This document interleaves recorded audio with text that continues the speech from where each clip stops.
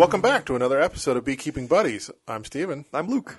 We're here to talk about all the things around the yard this week, and not a lot's happened because you've been on your Alaska trip.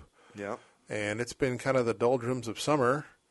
I think you're probably doing some feeding in your yard. I am. I'm feeding. I'm doing some open feeding this year. I don't really encourage open feeding for people, but I am open feeding in one area because I want to see how that works this year. How many pounds in are you? I am 20 gallons of sugar water in. So that's about 20 pounds? Yeah, about 20 pounds, actually. Yeah. About 20 pounds of sugar water. Of sugar, yeah. Plus, the small hives each get a gallon separate from everybody else. So, I'm probably... Oh, wait. It's 4 pounds to a gallon? 4 pounds of sugar? Yeah, 4 pounds to a gallon. So if you're 20 gallons, so you're 80 pounds of sugar in? Yeah, I bought... So I made a contact with a local restaurant. So I buy 50-pound bags of sugar. So I bought 300 pounds of sugar. And then I make those in 5-gallon batches. 5-gallon buckets, yeah.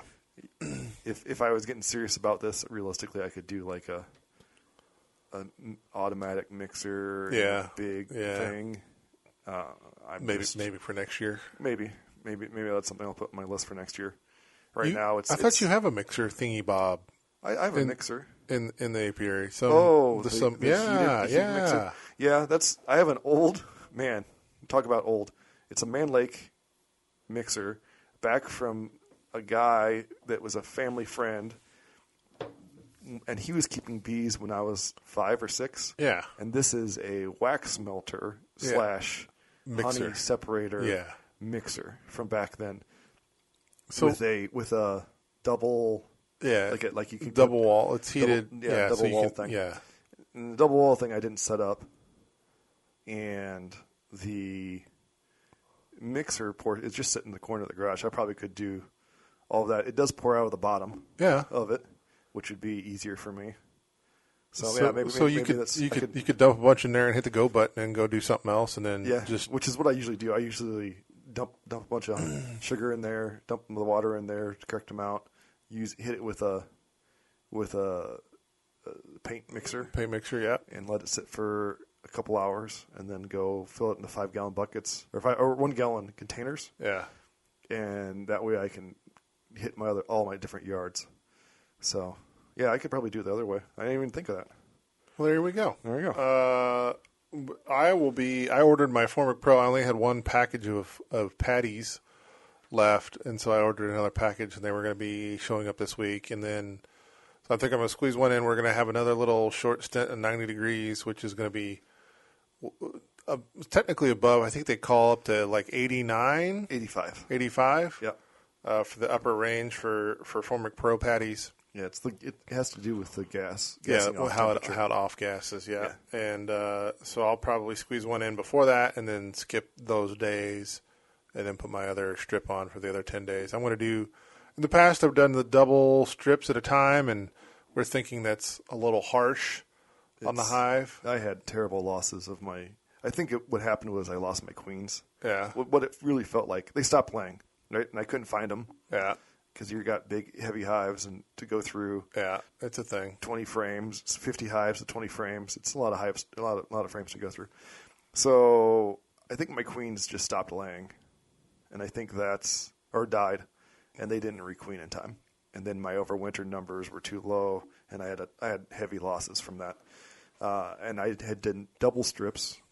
Interestingly enough, one of my hives that did survive, I misunderstood what was in those packages, and I didn't realize there were 2 strips per package. Yeah. And I'd put 2 packages on one hive. So that's definitely So that one definitely, they replaced the queen, but they're in a smaller apiary further away, and they had no problems replacing the queen, and they made it through winter just great. So we're definitely going to go with I'll do the single strip 10 days and then repeat that. And I'll do mite counts again. I've already done all of my hives. I did every 5 days I did 4 grams of oxalic acid per box, vaporized.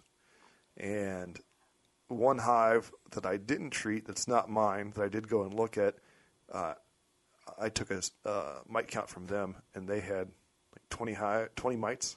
That's going to be high. It was high. So that one they're going to do a Formic Pro. Now, they're not showing any deformed wing virus. They're not showing that kind of stuff yet.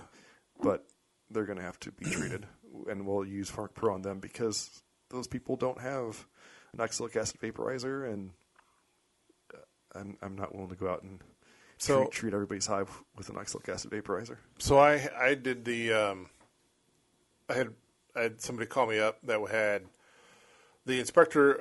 They were struggling with the apiary, and I went out and looked at it, and I agreed that it did not look right. It looked like what we have for EFB, so I recommended that they call Jim out, the local inspector, and he tested and recommended that she get rid of the hives. And so I went out and assisted in the destruction for moral support and, having never done that before. So we mixed up some soapy water and poured it on the hives. The interesting thing, you really don't realize how quickly let's see, the word I'm looking for here is compromised, collapsed. What the word am I looking for here? How quickly a hive collapses with under pressure. Yeah, it's the pressure thing. How you don't realize how quickly the hive that's under a lot of pressure will quickly collapse. And the small hive beetles, especially this time of year, they move in. They're just And so a lot of the boxes, I mixed it up in like 2 or 3 gallons in a 5-gallon bucket with some Dawn dish soap, nice and sudsy, and you pour it on there, and you could just see all the small hive beetle larvae just flooding out the bottom. She's green bottom boards, so just flooding out the bottom, and so we got rid of that, and we talked about the plan for next year because we're not starting now at this time of year. They were going to take a lot of their scrape out frames, take it over the burn pile, and I think we're going to rework some of the. She's got a horizontal hive, and I think we're going to rework that. They're going to rework that into a 30 frame deep, so that it just uses standard frames. Good, and that'll have a lot of better ability to move. Because she had. To rebalance. Yeah, hives that were doing really well, and then making splits off of the odd size frames. It's more problematic in the apiary.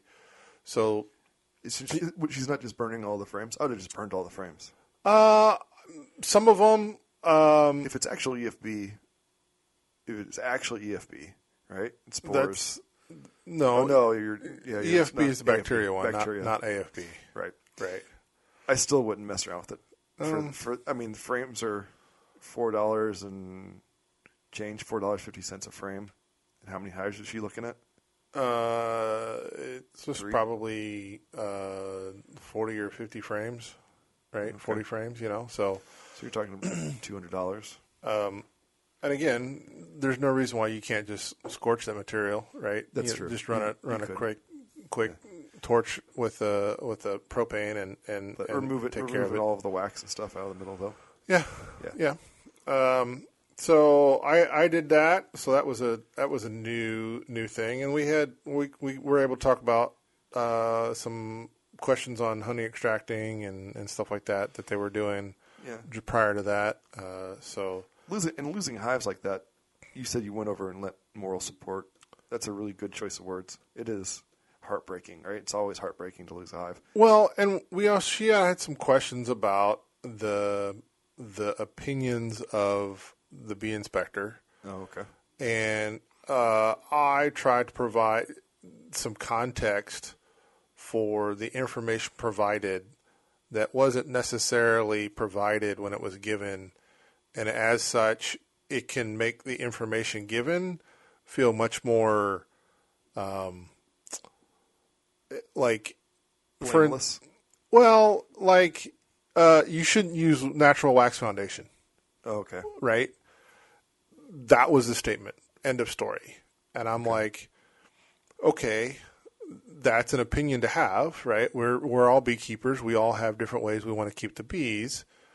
Let's quantify why that might be. It might be because they have an opportunity to draw more drone cells. Well, they draw more drone cells on the wax foundation because it's easier for them to do that. Okay. Is that a problem? No. But we do know that drone cells do attract more mites, right? So in the larger scheme of things, the fewer drone cells you have, you could extrapolate that to be fewer mites, fewer problems with mites. So when you dig into it, right, if you were to run plastic foundation instead of natural wax, you would have less drone cells. And if you had less drone cells, you might have less mites. So ergo, plastic is better than natural wax, right? And that's still an opinion. That is one of the positives. I have a theory that hives aren't producing enough drones. Oh, so then there's a question about how many drones you should have in the hive, and there's an opinion that the hive wants to maintain a certain drone population to worker population, regardless. As the worker population grows, the drone population should grow as a percentage. Yep. And so you should provide them a place for them to make drones, and like bee trees. They don't have plastic foundation. Just let them do what they want to do, right? So, and if you're into more natural beekeeping, you would do that. I can't cut queen cells off of plastic foundation. I can cut them off of wax. So, like, it quickly devolves into a positives and negatives of plastic versus wax, which is always a great debate to have. But in terms of just, you should do this and, like, staying out of the weeds, right? It can be a very disheartening piece of information to have when the person liked the idea of having natural wax foundation, right? And so I'm like, well, let's be clear here. Whether or not you chose to use plastic or wax has nothing to do with whether or not you got a EFB, right? So do not think that a criticism of keeping one versus the other has anything to do with the situation we're currently dealing with, right? Well, this goes back to my statement, I think, of you're going to hear people tell you to do stuff. Ask yourself, why are they telling you this? Right. And have a reason why you're doing something. Right. If you don't have a reason why you're doing something, right? I don't know, if I'm pulling honey right before winter, right? And it's because I want to have honey, and I'm not paying attention to what my bees have, or there are lots of opinions out there. If they don't quantify the reasoning behind it, you need to stop and ask yourself. Critically think what's going on, or ask them, right? Yeah. Why is that your opinion? Why do you choose to do it this way? Yeah, because even people that are in a position of knowledge or power, right, and especially in their experience, they should have a reason why they do this, and it can't if they just say, well, that's just the way I do it. Yeah. Right. Push harder. There's a reason why people do stuff, and if it's not a good reason, then I would think twice about following. There was a comment about in the shade, the location where it was, they are shaded. And yes, our experience is that you do have more small hive beetles when the hives are in the shade. But again, if it's personal preference, like, if we're here dealing with having to get rid of hives because of an EFB issue, the fact that they are in the shade or aren't in the shade has nothing to do with that, right? Like, you are not a bad beekeeper because you keep your hives in the shade because it's easier on you to work the hives and not have to stand in full sun, right? Like, these are the range of things that you consider when you're setting up your hobby beekeeping thing, right? Because if you're uncomfortable and you're sweating your ass off out there trying to work bees, and you look out the door and you look at the temperature and it's 90 degrees and you look at the hives out there, you're like, I don't want to go sweat my ass off out there. You know what's worse for the bees than being in the shade? Just not being worked. Absolutely. So, you got to make some compromises. And as somebody that has hives, I have hives that are both in kind of like a dappled shade and some that are in full sun. And the ones that are in full sun, I have to get to those in the morning.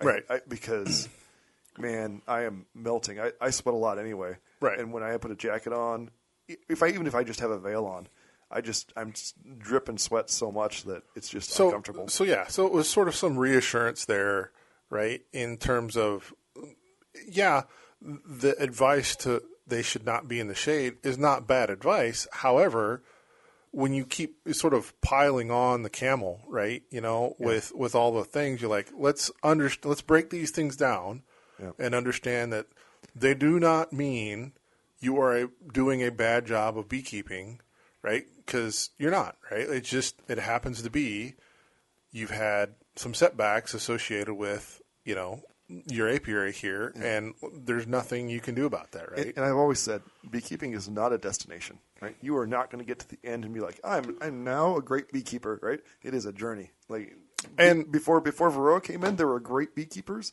and Varroa came in and wiped those dudes out, right? Because they had no idea, they didn't know how to respond to it, right? So it is going to be something that you constantly have to adjust to.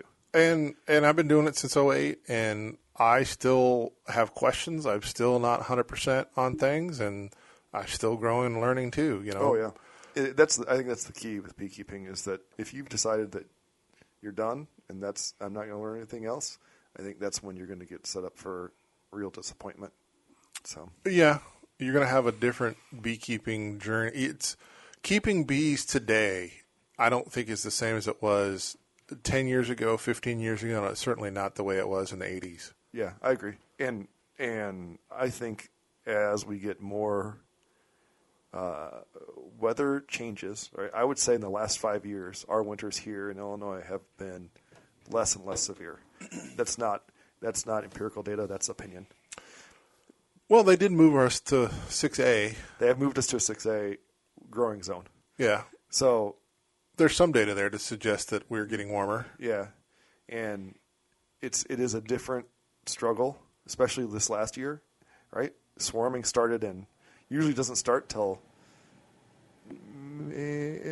April, maybe May, right? May, June, July is usually our swarm seasons, and this year it started first. I got my first swarm before packages showed up. Yeah, right, and so it's in April, which means there were drones flying. So, yeah, it was a different season this year. And it's a challenge, right?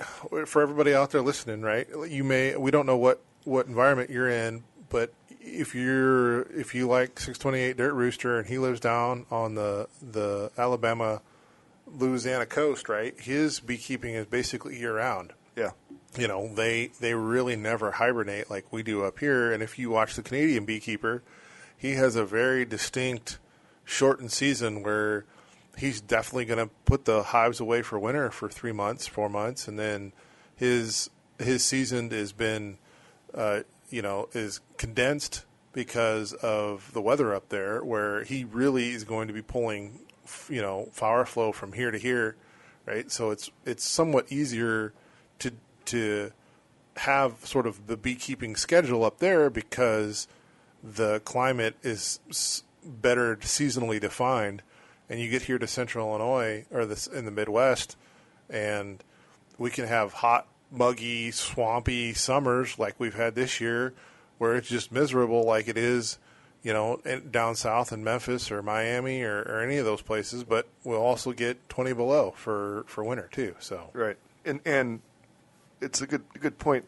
It's really interesting because we just went to Alaska, and I got to talk to some beekeepers there. I don't know if we're going to switch to in the news. Yeah. So let's go to the in the news. So I if you guys are listening, I went to Alaska on a trip. I went to a cruise, but before that cruise started, I stopped and got in contact with some blacksmiths and some beekeepers.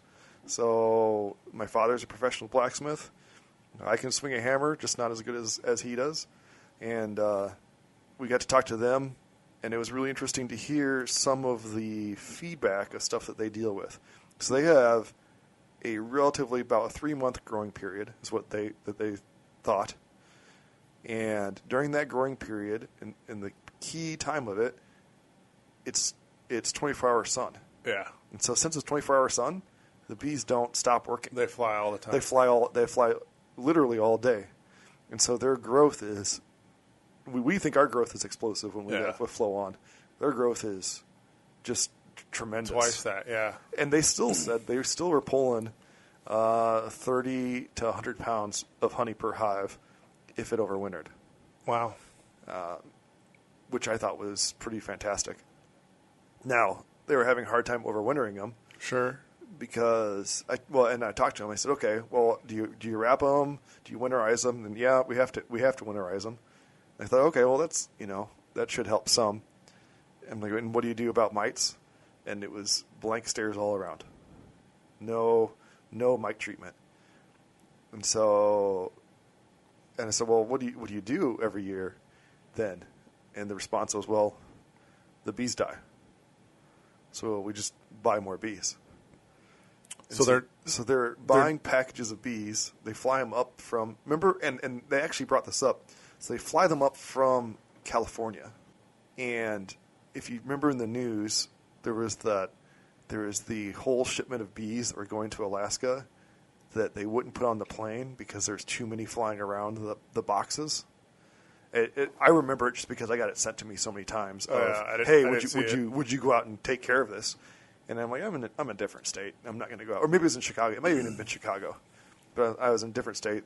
They eventually sent somebody out there, and then they wouldn't let them go out to the runways, and so the bees died. They cooked on the runway, and that was something that was gone to Anchorage.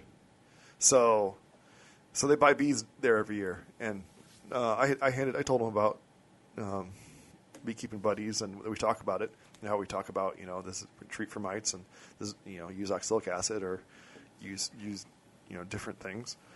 But they, from my understanding, they didn't treat for mites at all, and they just lost the bees. Now, one of the guys brought his bees in for winter, but he had 2 hives, and he brought it into like an indoor shed where the temperature doesn't dip below 40 degrees Fahrenheit. But they said that for months it'll be freezing up there. Now, I also went to Ketchikan, Alaska, which is right on the rainforest portion, and right up as it gets the Pacific flow of the ocean. The classic ocean. Pacific Northwest. Yeah, and it gets that ocean flow, and it didn't get below freezing. So that would be, to me, right, a rainforest where it doesn't get below freezing, probably be ideal for beekeeping, but I didn't find a beekeeper out there. But yeah, the other side of that though is you said that they get 350 days of rain or something. Yeah, they had 350 days of rain. And bees don't fly a lot when it's raining. But it's not rain, Midwest rain. It's kind of drizzle, fuzzy mist. I don't even know if I'd count it as rain. It's like a misting. That's what I'd call it. Misting. Mist. Oregon misting is what I'd technically call it. So that was an interesting trip, interesting conversation. Those people, they were all super nice, right? It's beekeepers, so they're super nice. And did you bring the honey back with you? I did. I brought some fireweed honey, and I bought some honey from a farmer's market that has a handwritten label on top of it. Yeah. I haven't tried it yet. I was going to wait for you to try it with me. More honeys to add to the collection list. Yeah. Well, while you were out of town, I had a ladies group that wanted a presentation on beekeeping. So I went over and met with the ladies for lunch. I guess they had a dessert. It was really good. Yeah. They said she was very insistent that if you go, you should stop for dessert because the dessert's really good. The cake was very good, and the house was a very impressive house with a view here of the Illinois River, and so I set up my laptop and to the TV that was in the living room and asked what I kind of had a presentation I had given to the church group of, it's interesting because giving a presentation to non-beekeepers is sort of a different animal than giving a presentation to beekeepers, which I also did while you were gone. And so talking to the two groups is sort of entirely different, which is interesting because they made note of that in the master beekeeping class was you wanted to talk to non-beekeepers for a presentation about beekeeping.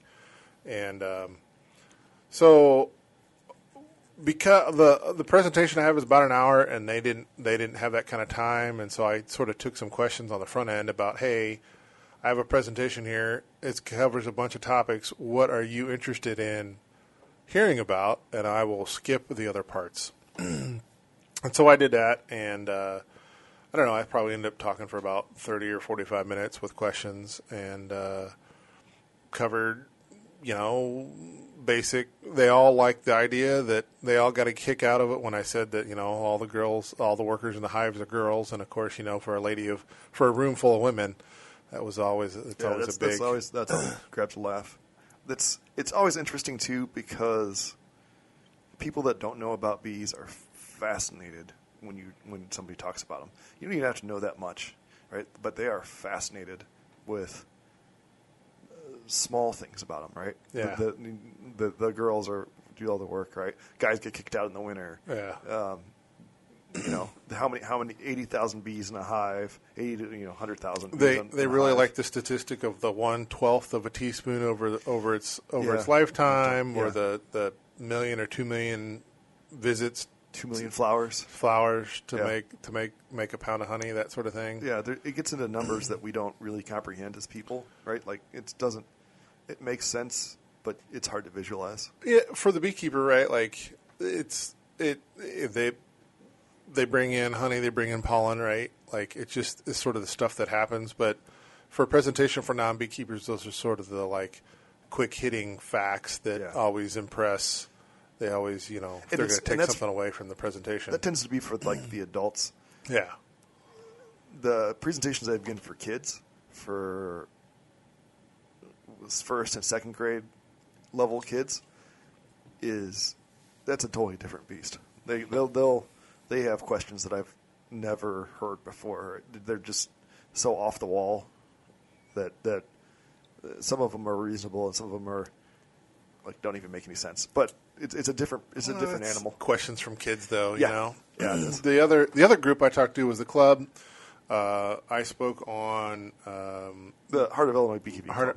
Our local club, and I spoke on doing mite treatments, and I really didn't want to spend a lot of time on that because we sort of belabor that all throughout the year. I did, however, pull up information about typical mite growth throughout the year and showed that graph and that graph has the major seasonal changes in the hive, right? There's a hibernation period and a spring growth period and a declining period in the fall where we get ready for winter. And the reason why I wanted to focus on that was because when you look at your mite counts, if you look up the official information, the numbers that you're allowed will change for those seasonal. They're like, well, how big is my hive? How many mites am I supposed to have? And you're like, well, it's not really relative to the hive size. It's more relative to seasonally, what's the hive doing? Is it growing? Is it declining? Is it maintaining? Because those different phases of hive growth population we've determined that they have different allowable amounts of mites for that period of time. And so if you look up how many mites can I have in my hive, that's usually what you see, right, is some percentage based on what time of year it is, roughly. Right. And those are always interesting in knowing the art of war, right? Yeah. Know your enemy. Yeah. And that, I think that's like the base level of what you should know when managing a hive, right? You don't have to know how they reproduce or what their life cycle is. You don't really have to know those things, but you should at least fundamentally understand, how, what time of year do they grow, what time do they, and what are those numbers supposed to be? I took the opportunity to talk briefly about, what does it mean if you have a VSH hive, right, for high sensitivity? Because a lot of people are like, okay, well, how does that actually work to maintain mite counts, right? And so what I did was I found a paper that talked about it, and in that paper there was a display of time after capping when the mite is developing. And the paper talks a lot about the biological cycle of the mite and all that kind of stuff. And there was photos from, like, I don't know, days. They called it day 1, which is basically when it was capped, to day 11, which would be 21 or whatever, 12. And so they had the slides labeled that way, and they had plucked a worker out for each one of those days for that development. So it was interesting because you got to see the worker development, and then above that they had mite development for the female mite that climbs into that cell and gets closed in, you know, and the egg she lays, and the first female and the first male and stuff like that. And the takeaway there was, I'm like, there's an entire paper basically talking about what you're looking here.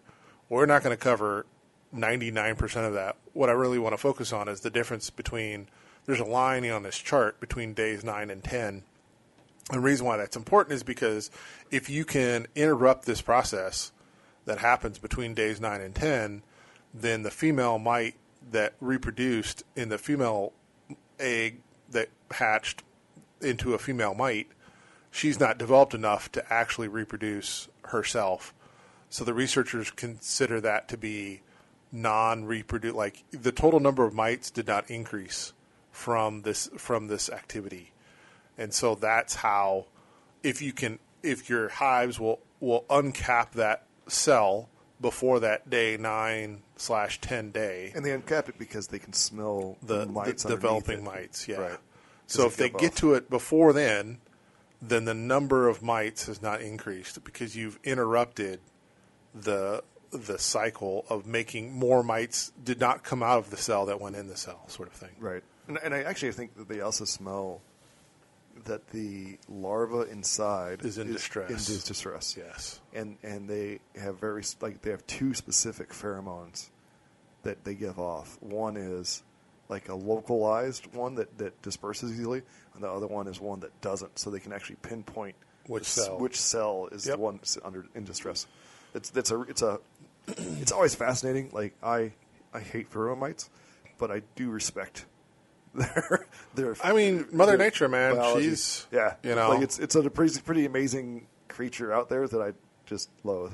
So that was the group to the club, and you know, you get much more specific information, much more specific in depth. And we talked about, you know, uncapping honey and taking honey, and got to talk to a bunch of people in the room about how much honey they were taking and off of how many hives and when they did it and stuff like that. But people had some questions about differences between spring and summer and fall honeys and stuff like that. So yeah, I always think a club can benefit from and you and I have sat on like a question board before. Yeah. And I think a club benefits from those kind of interactions at least like once a year, right? Just sure. Because it opens the floor, people get to ask questions, they get questions answered. Now, I don't know if I've ever seen anybody write anything down. I've seen people take pictures of slides and stuff. Yeah. But I've never seen anybody actually write anything down from that kind of stuff. But I still think it's beneficial for a club to do that at least once a year. Sure. We usually have a segment where the Honeybee Hotline, where we take questions. I don't know. My questions had mostly to do with small hive beetles, which I talked about a little bit in the club. People asking me about the small hive beetle issues we're currently working through right now this time of year.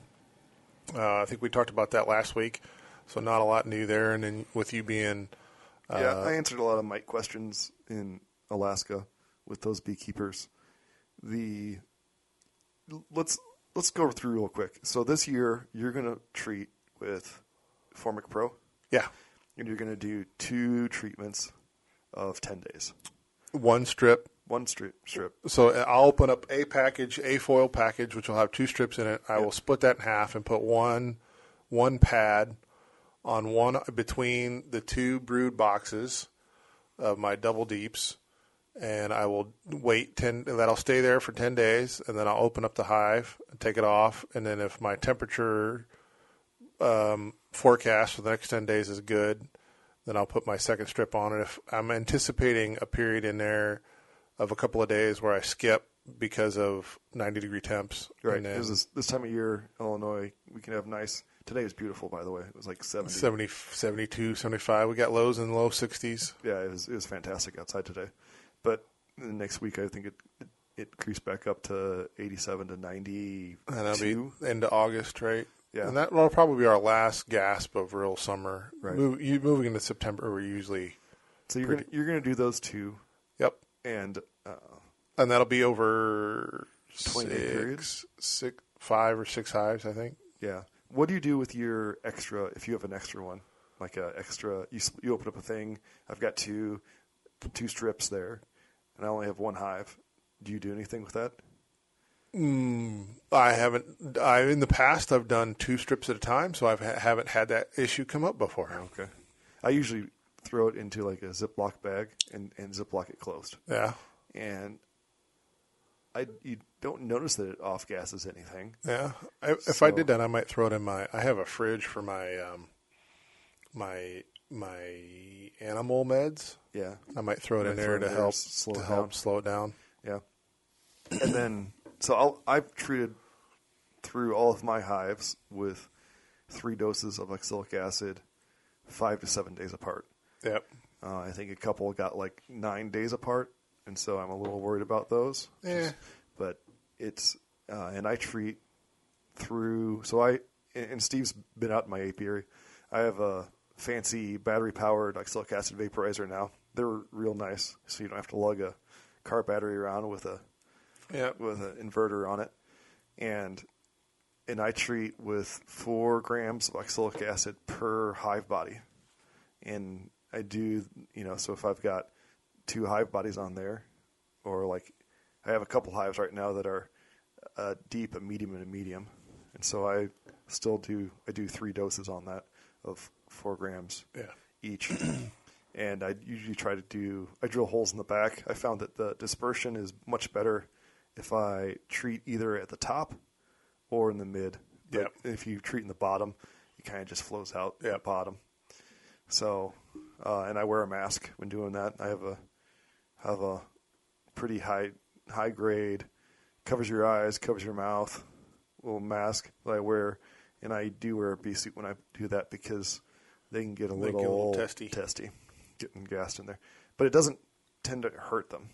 So that's the 2 things. That's what we're doing for mites. I will probably retest here, maybe when it gets warm, and I'll check to see what my mite counts are. Speaking of testing, you need to give us an update on bananas. I know. Last episode we talked about putting bananas on. I did, and I put it on. I got a text last week that said the banana test was in process. Yep, I haven't gone and checked those yet. I need to check them. But we'll stay tuned for next episode when we have an update from one bananas. Banana covered 2 hives though. Yeah, for 50 grams. 50 grams. Yep.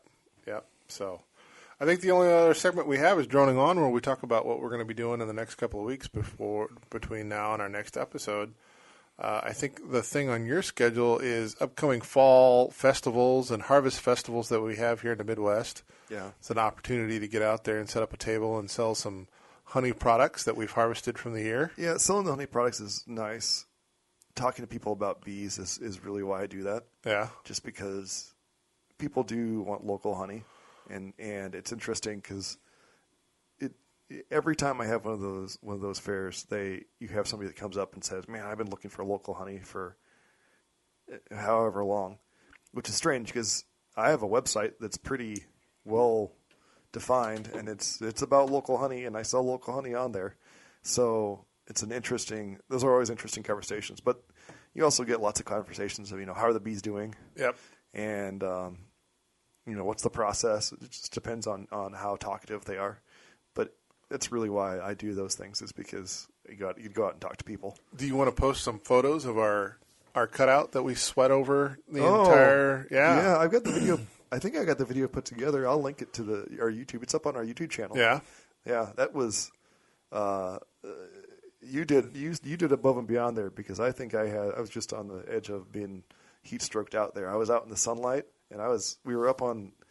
I took the second shift up on the scaffold. We were the scaffold we had set up. I brought 2 sections of baker scaffold, And the plan was to hopefully not have to use both of them, just to work the bottom 8 feet of this two-story wall. And of course, invariably, they're at the top part of this 2x8 wall. And they had filled the top 3.5-ish feet. Yeah, ish. And in a single stud. Yep. Yeah, a single bay cavity, so 16 inches wide or so, and 2x8 wall. They had filled it. They had been there for probably a year. I don't think that was just this year. Right, I agree. And yeah, so my feet were probably 12 feet off the ground, I would say. At least, yeah. You measured it. I did.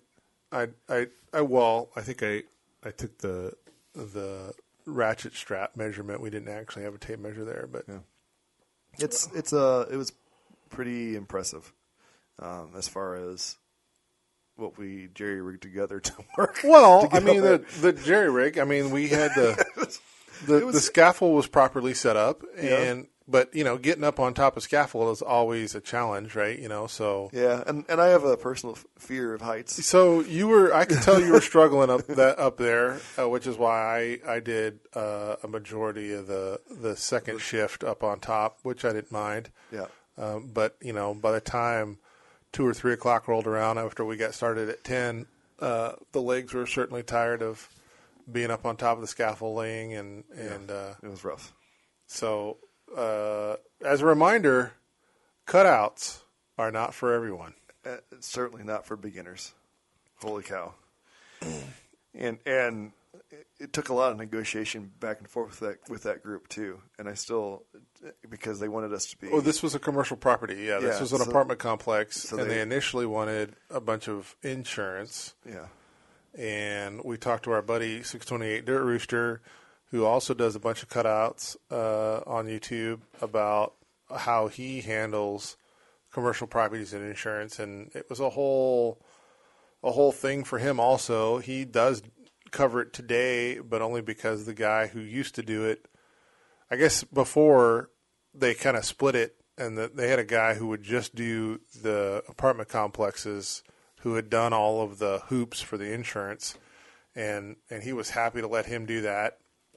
And he handled everything else, and then I guess the other guy retired or got out of it, and then all of the work wound up in Dirt Rooster's lap, and he's like, I guess I got to do this now. So yeah, and it took us every bit of 5 hours to do that cutout. Yeah, and of course, it's not like you pull into the apartment complex, and you see all the apartment complexes.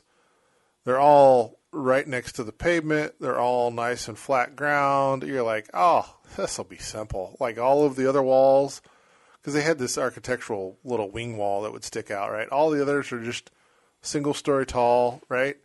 Did they move into any of those? No. They were at the top, very top of the. This is down the embankment, across the back of the entire complex, where it is a 50-foot walk down the hill on a side slope from the vehicle, the closest we could park to it, so all the stuff gets trucked down the hill. And then it's at the back of the complex that's dropping off into a ravine. And they had attempted to set up some previous retaining material there for the slopage that wasn't really retaining much. And railroad ties that were rotted away, and so access around the site was a challenge, and you certainly weren't going to get a lift in there. No, and it had some shade to it in the afternoon. It did. In the morning, up till noon, there wasn't a whole lot of shade, and then we had some overcast. And they weren't actually very aggressive bees. No. Like I think we walked away with dealing with the bees themselves stings. Is usually always never the issue. Well, there's ones that get spicy. We've had that's ones true. That get spicy. That's true. But this one was not one of those. But it always feels like the most challenge is the location. The one we did before that was in Bloomington, and we literally had a 3-inch space to stick your arm through. Yeah, that's true. So it seems like the challenge is. I did find the queen. We found the queen. Yeah, we did find the queen. Yep, she'd fallen down during our process, and I happened to look over and caged her. So we'll have to come back for next episode, and give an update on how they were doing, because the other thing was, we had the bee vac die in the car, because the first couple of times we used the bee vac, we were not aware that it needs airflow to keep the bees from overheating in it. Well, and these bees were, to be clear, on this cutout, these bees were real wet. We both were very concerned. Yeah, they were, because there was honey everywhere, and it was hot, and there was this was not a small hive. This was an entire double deep worth of bees, right? So the bee vac was full. Yep. And as we were loading up, I noted the bee vac in the back of your SUV was not buzzing. And not buzzing as in airflow. Was not running. Yeah. And that's when I noted that it was out of juice, and I was like, all right, look, man, we got a double time here, so you get these home. Yeah. And when you got home, the report was that we had no deaths. They were all basically looked like they had never been through this whole process. Yeah. There was no wet bees. They had no deaths. Yeah. And now, to be fair, because the vacuum stopped, I unscrewed the top, and it's got a little screen inside. Yep. And I stuck it right up next to the air conditioner, and I blasted the air conditioner, which was fine for me because I was hot and soaking tired. wet. I mean, it was 5 hours we did that cutout. It was 5 hours of cutout, and we didn't even charge them for the setup time, right? Which is like another hour probably getting stuff together. And there was usually, we've done this in the past, when we've done this in the past and the bees died, you pour them out, and they kind of come out in a wet clump. Yeah. And some kind of half-heartedly crawl away. So But this one, hopefully we'll have a good update from what that hive is doing, and you'll let us know how that, because we also were doing taste tests of the honey that we were pulling out, and it was a little spicy. Yeah, I liked it. You thought it was a little bit more spicy than what you normally like. I like a little spice in mine. I don't mind some spice in mine. Right. I think that had to do with eaten raw comb that may have had a lot of pollen at the bottom of the cells. There was cells. a lot of pollen, actually. So we went and I conscripted my wife, and we crushed the comb. Yeah, did some crushing. And it was a lot. How many pounds did you get? 38 pounds of honey. So it was a full several 5-gallon buckets that we pulled out of there. Several 5-gallon buckets of comb. Yeah. Yeah. And not quite one 5-gallon bucket of honey. And it was, it had a lot of pollen. There was a lot of pollen in those. And so basically I just crushed and strained those. And then I set them out before I went to Alaska for the bees to clean up. So now I've got a little bit of a mess because it rained, of course. Yeah. So it's not too bad. I'll go through, and I've got a wax melter set up now, and I'll just wax melt it. Did you check to see if we have any Patreons yet? No, I haven't checked to see. Well, we have that set up. So if anybody wants to support the podcast, and if you feel like you're getting something from the podcast and want to give back, that's the way you can do that. We're doing just fine without it, but if you feel compelled to do that, that's always an option. We also have the website, beekeepingbuddies.org, that will be up and operational at some point, but it is registered to us. We also have the YouTube channel where you can find some content we put up there. Lots of ways to interact with us. We hope you tune in next time for the next episode of Beekeeping Buddies. Thanks.